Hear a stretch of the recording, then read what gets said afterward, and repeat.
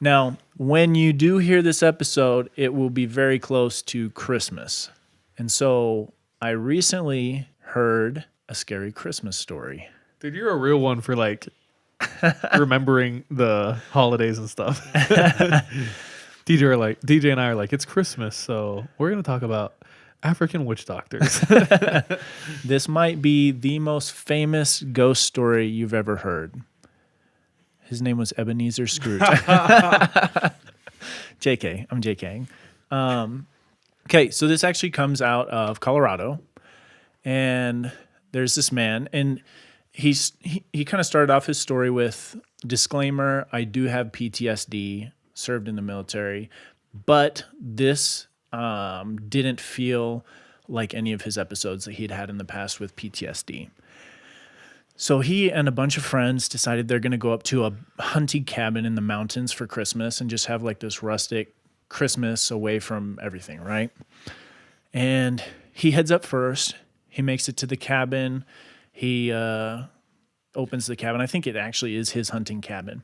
He opens it up, has brought the food, bunch of stuff. He starts a fire, turns on the lights, all this kind of stuff. And he's sitting there in the cabin, just enjoying the fire, waiting for his friends to show up.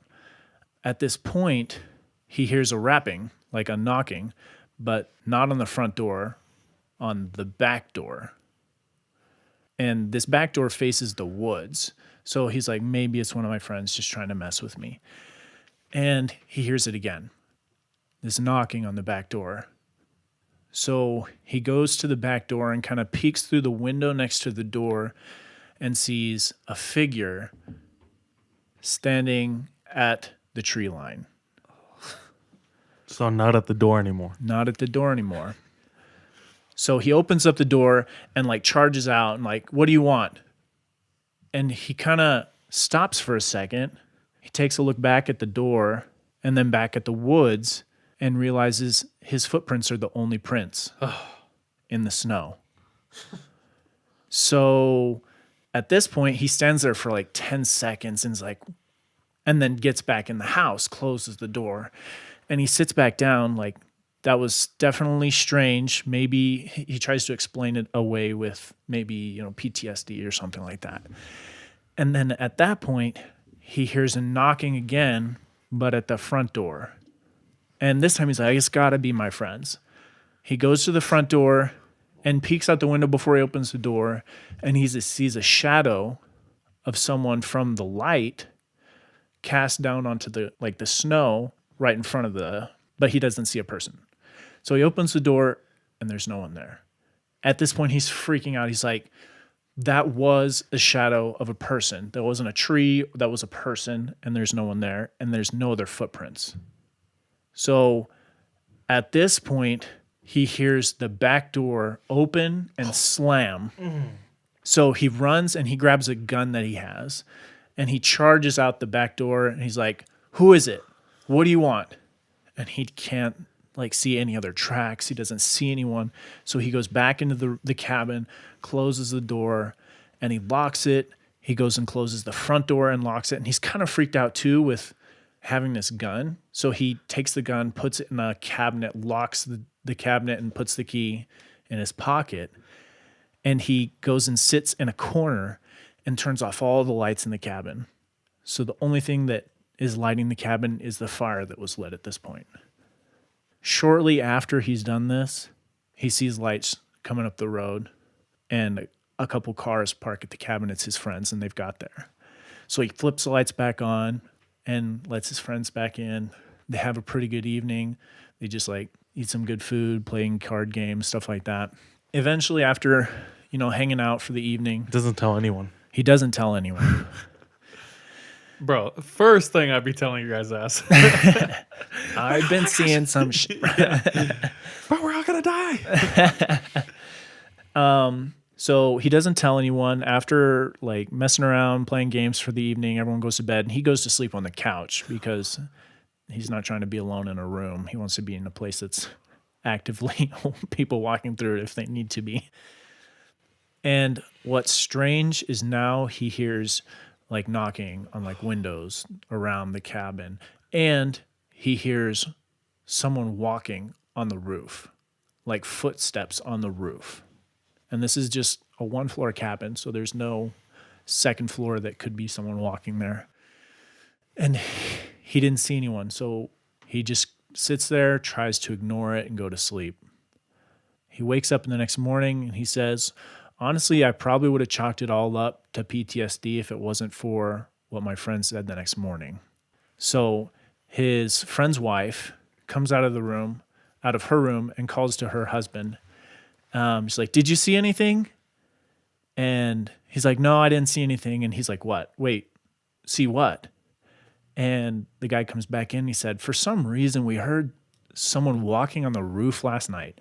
So I went to check it out. There's no footprints or anything like that. So I don't know. It must have been creaking of the cabin or something like that.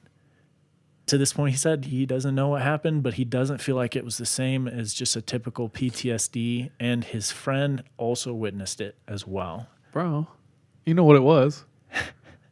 Santa Claus, guys. Santa Claus. Guys, it was Santa. Duh, I figured it out.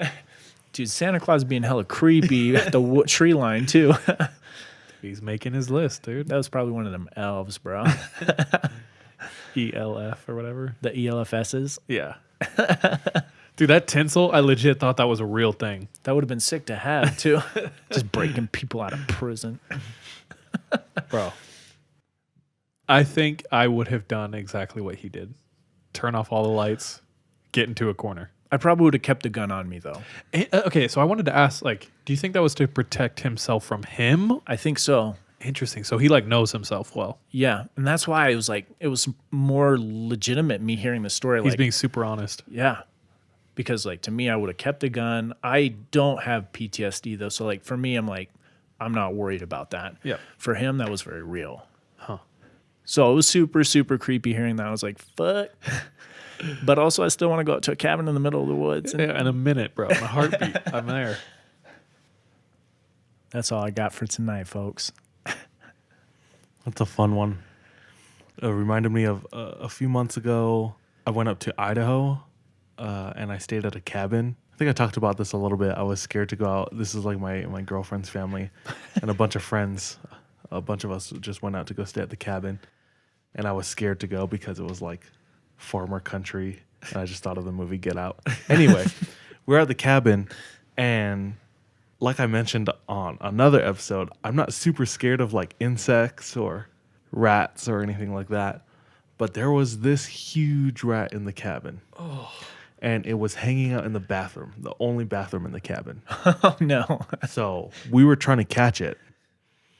And we had a trap inside the bathroom. It was like a cage. And at the end of the cage, it could go in on one side. At the end of the cage, we had food. And when it grabbed the food or tried to eat the food, it would trip the side it entered in and close the gate. Mm-hmm. So we set it up. And we heard it go off. We're like, dope. It got caught. And we went in and looked, and it was closed. And nothing was inside. We're like, what the freak? And we were trying to reset the trap, and I left the bathroom. I don't know why. I went to go grab something, and I heard the scurrying of the rat inside the bathroom. I hate that. And everybody was like behind me, watching me like inch up to this bathroom. And as I got closer, it stopped. I heard it go on the sink.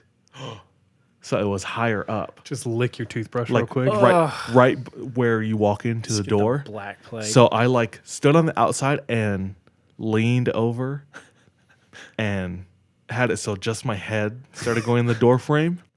And when my eye passed the door frame to see inside the bathroom, I was at eye level with this rat. Bud. It had climbed up the wall and was also peering over. And it was inches from my face.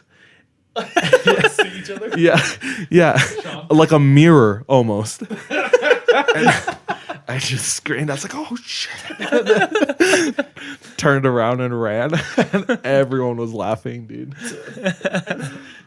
The scariest story of the night. It was because it was like Nothing about it is scary, but it just startled me that it was halfway about. Like nothing about a rat or a mouse is scary to me, like per se. Not you. Not you. But despite what I just said, Not for me. It is. But just the fact that like I wasn't expecting it to be halfway up the wall and at eye level with me, like 3 inches away from my face. It knew you were coming and was prepared just to like peek around that corner right at the exact moment. Oh gosh, that's terrifying. Good times. I'd rather take that though than some don't- dude. I almost know. wanted to laugh at the part where he like knocked on the door, didn't answer, knocked on the door again, and he looks through the window and sees him out in the clearing in the woods. So I just imagine like that dude or whatever it was knocked on the door the first time and ran out and waited. Saw that he didn't answer, so went back, knocked the second time and went out and it was like, okay, cool, I got him. We got him. I was this trying time. to cover his tracks at the same time. He had like a bush or a branch. Yeah. Just like Danny when he's running away from his father. If you learn in The anything from Shining. Danny Torrance, Yeah. There you go. you got to retrace your steps to fix things in life. Oh. Ooh. Take that with you.